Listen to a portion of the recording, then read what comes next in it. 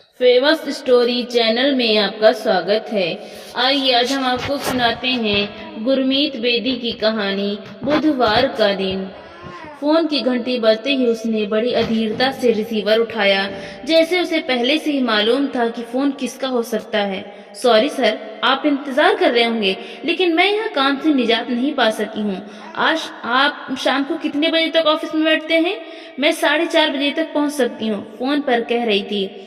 मैं 5:15 5:30 बजे तक ऑफिस में ही हूँ, आप इसी बीच कभी भी आ सकती हैं, कहकर रिसीवर रखते हुए उसके होठों पर मुस्कुराहट खिल उठी। उसने सामने दीवार घड़ी की तरफ देखा। उस समय दोपहर के 2 बज रहे थे। 4:30 बजने में अभी भी 2.5 घंटे बाकी थे।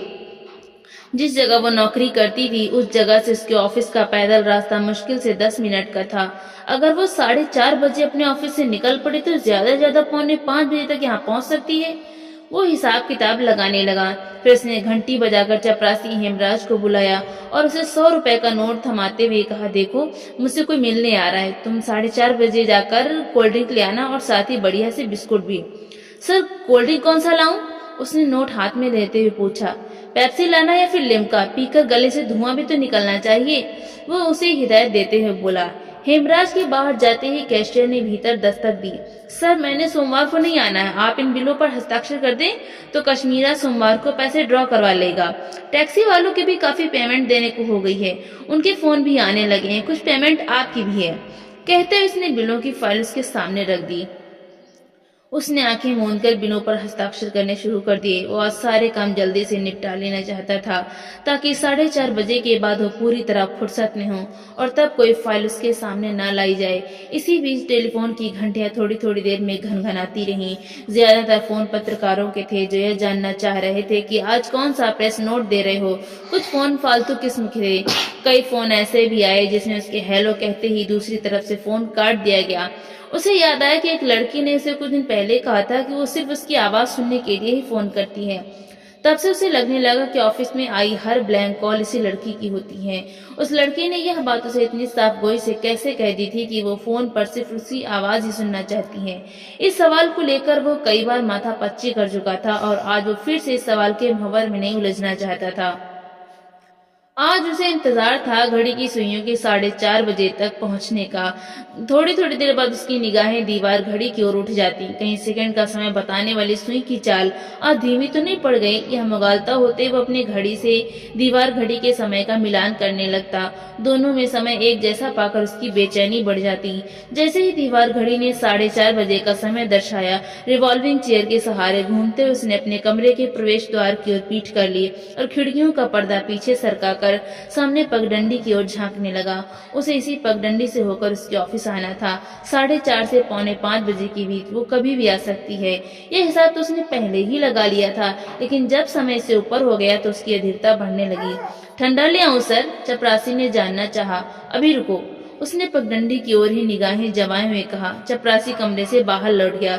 घड़ी की सुइयां अब 5 बजने की गवाही दे रही थी। उसकी अधीरता अब निराशा में बदलने लगी। दफ्तर के कर्मचारी अपने टिफिन और थैले उठाकर एक एक करके जाने लगे थे। वो अपने कमरे से उठकर बाहर बड़े हॉल में चहलकदमी करने लगा।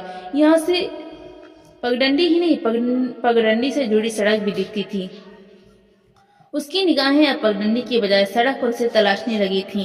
निराशा की स्थिति अब झुंझलाहट और गुस्से में तब्दील होने लगी थी। आज के बाद मैं उससे कभी बात नहीं करूंगा। उसने आखिर मुझे समझ क्या रखा है?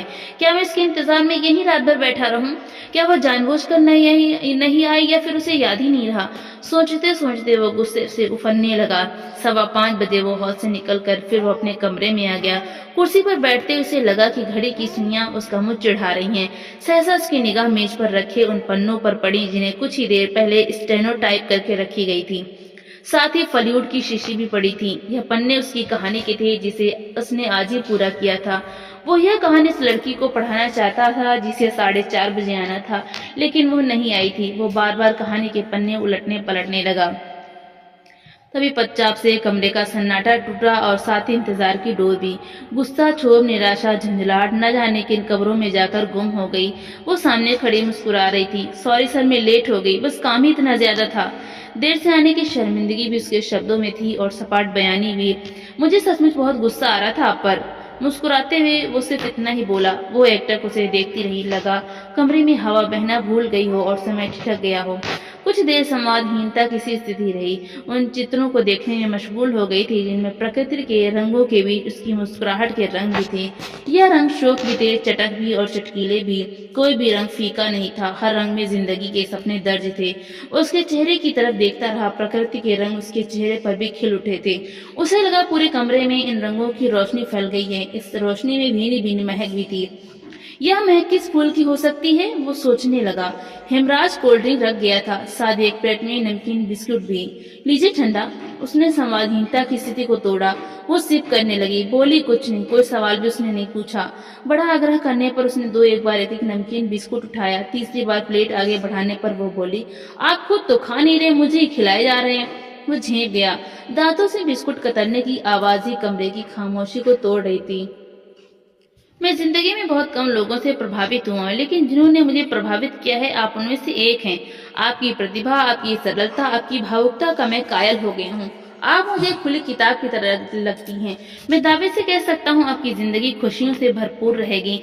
खामोशी तोड़ते हुए उसने बोलना शुरू किया तो बोलता चला गया। वो चुपचाप सुनती रही, कोई प्रतिक्रिया नहीं जताई। मैं एक उपन्यास लिखने की सोच रहा हूँ। उस उपन्यास की एक पात्र आप भी होंगे। शायद उपन्यास का मुख्य पात्र। कुछ सालों के बाद शायद आपको वो उपन्यास पढ़ने को मिले। उसने बोलना जारी रखा। उसकी आंखों में हैरानी के भाव उग आए। पिछले दिनों में आपने मेरी जिस कहानी को पढ़ा था वो कहानी मेरी कॉलेज की जिंदगी की इर्द गिर्द घूमती है। कहानी में जिस लड़की सुन्मी का जिक्र आया है उसका वास्तविक नाम सुनीता था। उसे कॉलेज के दिनों में कोई लंबी गुफ्तगू भी नहीं हुई, कोई वायदा भी नहीं और न ही कोई प्रणय निवेदन दर्ज कराया गया। बस उससे जुड़ी कुछ स्मृतियां थी जिनमें थी बारिश की रिमझिम भी। शायद अब जो उपन्यास लिखूं उसकी पात्र कोई भारती नाम की लड़की हो। आगे की बात उसने अधूरी छोड़ दी।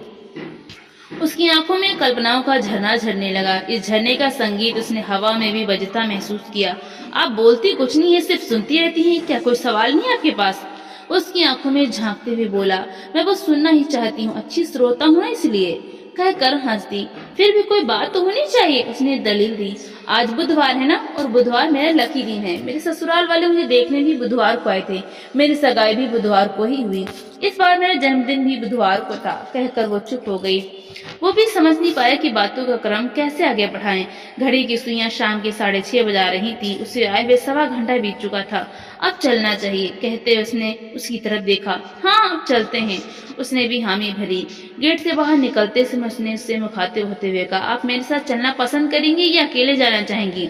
बस अड्डे तक आपके साथ चलती हूँ, लेकिन इससे पहले रास्ते में अपने ऑफिस से अपना बैग भी लेना है, उसने सहजता से कहा। उसकी बात सुनकर उसे आश्चर्य मिश्रित प्रसन्नता हुई। उसे उम्मीद नहीं थी कि वो उसकी गाड़ी में चलने की हामी भर सकती है।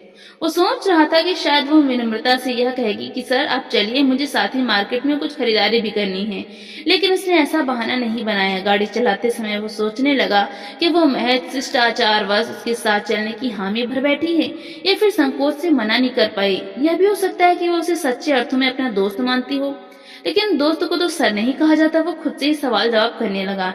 यह भी तो हो सकता है कि वो उसे सर कहकर सम्मान देती हो, आखिर उम्र का भी तो फासला है। और यह भी हो सकता है कि वो उसे बहुत बड़ा लेखक मानती हो।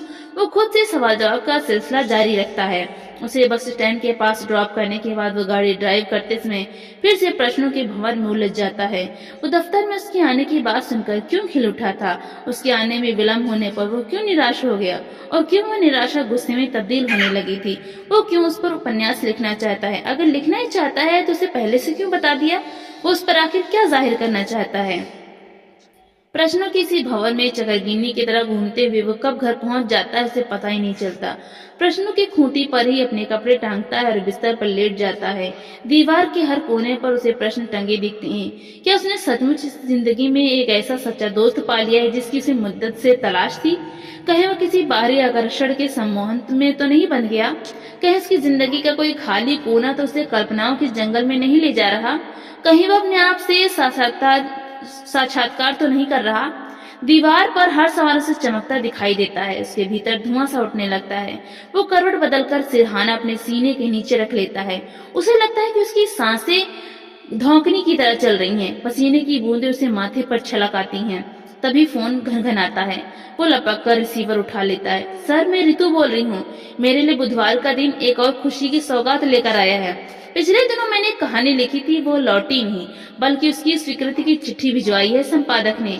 मैंने वो कहानी आपको 2 कारणों से नहीं पढ़ाई थी। इस कहानी के छपने की सूरत में मैं आपको सरप्राइज देना चाहती थी, और वापस लौट आने की सूरत में वो कहानी आपको माथापच्ची करने के लिए सौंपना चाहती थी। सर, मैं अब एक उपन्यास भी लिखूंगी जिसका मुख्य पात्र एक ऐसा लेखक होगा जो एक पाठिका के भीतर लेखक की ऊर्जा भरकर उसे लेखकों की कतार में खड़ा कर देता है।